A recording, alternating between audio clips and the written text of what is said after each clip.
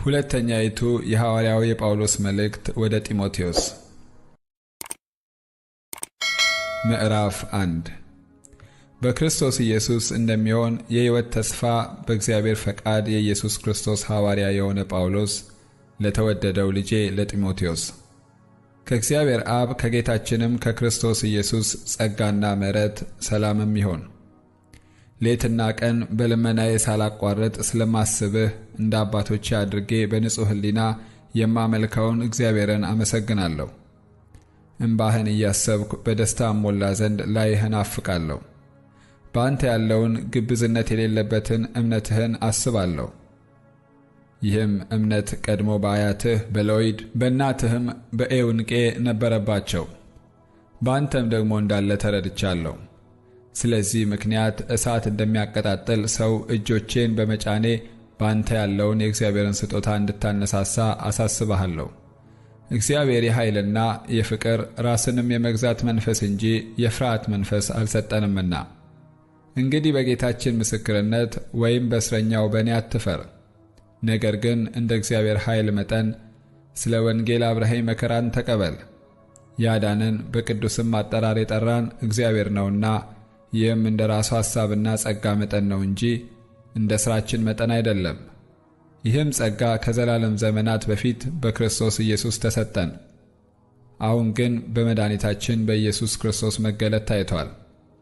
እርሱ ሞትን ሽሯልና እኔ ሰባኪና ሐዋርያ አሕዛብንም አስተማሪ እንድሆን በተሾምሁበት በወንጌል ሕይወትንና አለመጥፋትን ወደ ብርሃን አውጥቷል።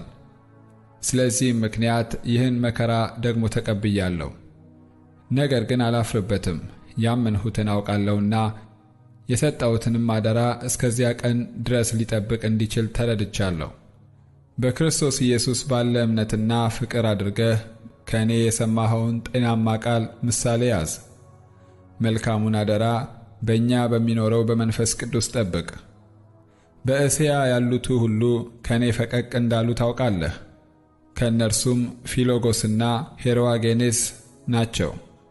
ጌታ ለሄኔሴፎሩ ቤተሰቦች ምሕረትን ይስጥ፣ ብዙ ጊዜ አሳርፈውኛልና በሰንሰለቴም አላፈረበትም።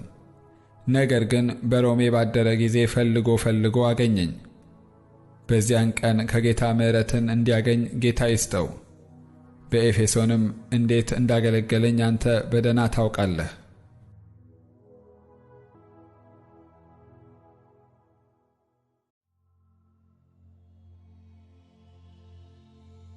ምዕራፍ 2 እንግዲህ ልጄ ሆይ አንተ በክርስቶስ ኢየሱስ ባለው ጸጋ በርታ።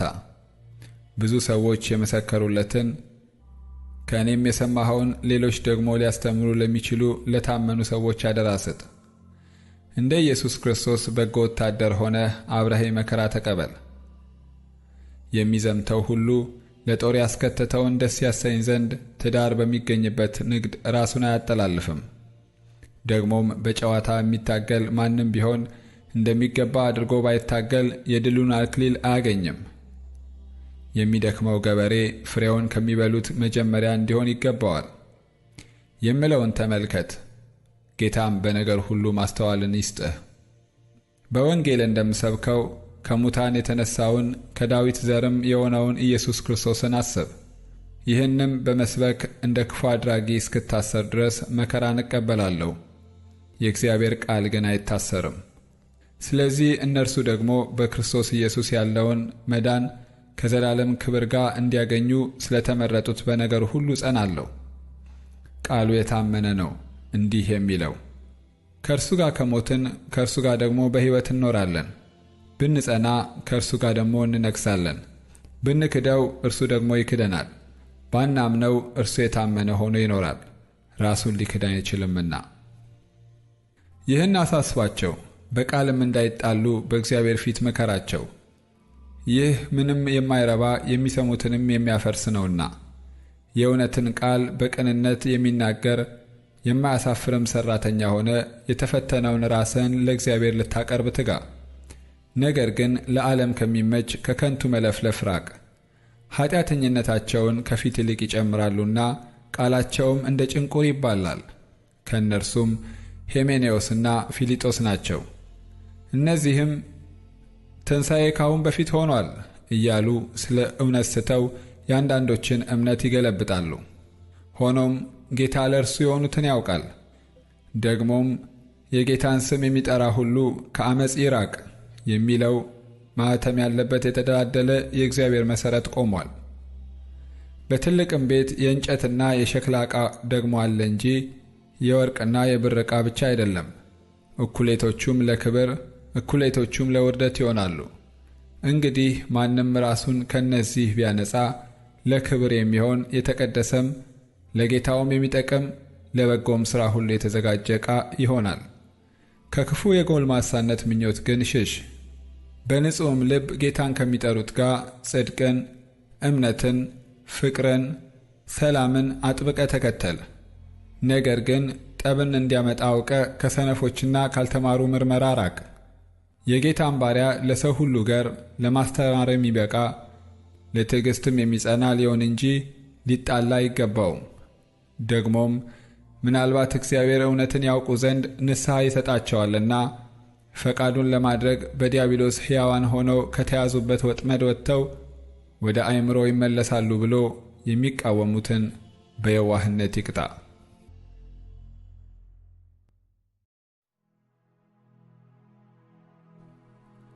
ምዕራፍ 3 ነገር ግን በመጨረሻው ቀን የሚያስጨንቅ ዘመን እንዲመጣ ይህን እወቅ። ሰዎች ራሳቸውን የሚወዱ ይሆናሉና፣ ገንዘብን የሚወዱ፣ ትምክተኞች፣ ትዕቢተኞች፣ ተሳዳቢዎች፣ ለወላጆቻቸው የማይታዘዙ፣ የማያመሰግኑ፣ ቅድስና የሌላቸው፣ ፍቅር የሌላቸው፣ እርቅን የማይሰሙ፣ ሐሜተኞች፣ ራሳቸውን የማይገዙ፣ ጨካኞች፣ መልካም የሆነውን የማይወዱ፣ ከዳተኞች፣ ችኩሎች፣ በትዕቢት የተነፉ፣ ከእግዚአብሔር ይልቅ ተድላን የሚወዱ ይሆናሉ። የአምልኮት መልክ አላቸው፣ ኃይሉን ግን ክደዋል። ከእነዚህ ደግሞ ራቅ። ወደ ቤቶች ሾልከው እየገቡ ኀጢአታቸው የተከመረባቸውን በልዩ ልዩ ምኞትም የሚወሰዱትን ሁልጊዜም እየተማሩ እውነትን ወደ ማወቅ ሊደርሱ ከቶ የማይችሉትን ሞኞችን ሴቶች የሚማርኩ ከነዚህ ዘንድ ናቸውና። ኢያኔስና ኢያንቤሬስም ሙሴን እንደተቃወሙት እንዲሁ እነዚህ ደግሞ አእምሮአቸው የጠፋባቸው ስለ እምነትም የተጣሉ ሰዎች ሆነው እውነትን ይቃወማሉ። ዳሩ ግን የእነዚያ ሞኝነት ደግሞ ግልጥ እንደሆነ ሞኝነታቸው ለሁሉ ይገለጣልና ከፊት ይልቅ አይቀናላቸውም። አንተ ግን ትምህርቴንና አካሄዴን፣ አሳቤንም፣ እምነቴንም፣ ትዕግሥቴንም፣ ፍቅሬንም፣ መጽናቴንም፣ ስደቴንም፣ መከራዬንም ተከተልህ። በአንጾኪያና በኢቆንዮን በልስጥራንም የሆነብኝን የታገስኩትንም ስደት ታውቃለህ። ጌታም ከሁሉ አዳነኝ። በእውነትም በክርስቶስ ኢየሱስ እግዚአብሔርም እየመሰሉ ሊኖሩ የሚወዱ ሁሉ ይሰደዳሉ። ነገር ግን ክፉዎች ሰዎችና አታላዮች እያሳቱና እየሳቱ በክፋት እየባሱ ይሄዳሉ። አንተ ግን በተማርህበትና በተረዳህበት ነገር ጸንተህ ኑር። ከማን እንደተማርኸው ታውቃለህና። ከሕፃንነትም ጀምረህ ክርስቶስ ኢየሱስን በማመን መዳን የሚገኝበትን ጥበብ ሊሰጡህ የሚችሉትን ቅዱሳን መጻሕፍትን አውቀሃል። የእግዚአብሔር ሰው ፍጹምና ለበጎ ሥራ ሁሉ የተዘጋጀ ይሆን ዘንድ የእግዚአብሔር መንፈስ ያለበት መጽሐፍ ሁሉ ለትምህርትና ለተግሣጽ፣ ልብንም ለማቅናት በጽድቅም ላለው ምክር ደግሞ ይጠቅማል።